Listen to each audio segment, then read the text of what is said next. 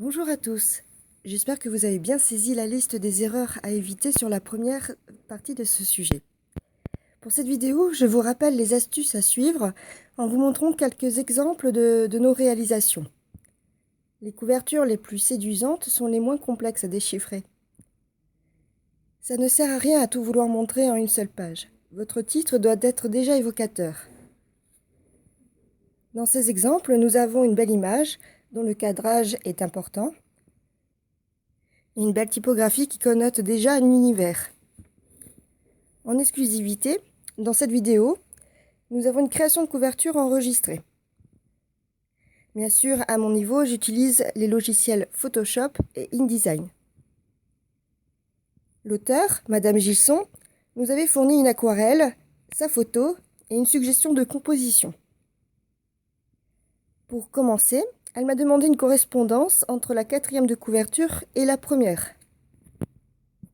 Elle ne voulait pas une transition nette.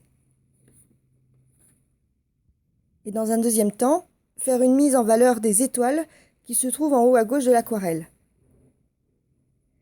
J'ai commencé par bien cadrer la peinture, retoucher les couleurs pour les rendre moins ternes, rajouter la matière manquante tout autour.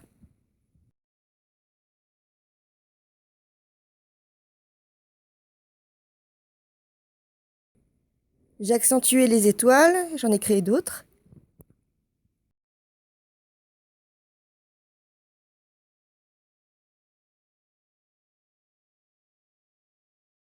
Pour la quatrième de couverture, la photo d'auteur était compliquée à mettre en pleine page.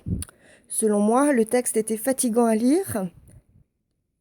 Et de plus, la photo était en basse définition. J'ai donc opté pour la mettre dans un coin et déplacer les étoiles qui étaient gênantes.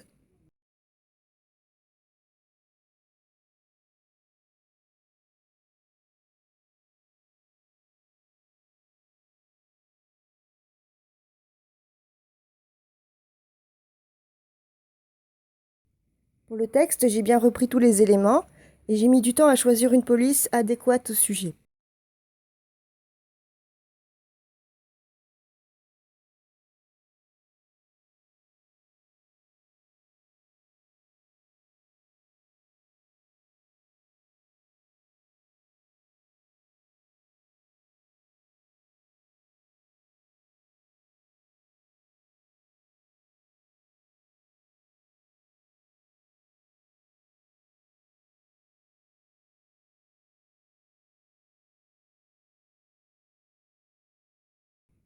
Pour la quatrième, ce sont des témoignages.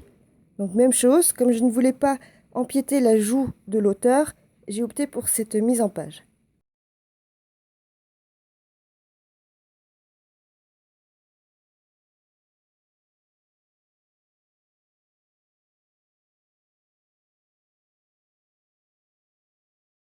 Pour conclure, voici la toute première proposition que nous avons faite à l'auteur, à partir de laquelle elle nous a apporté des modifications.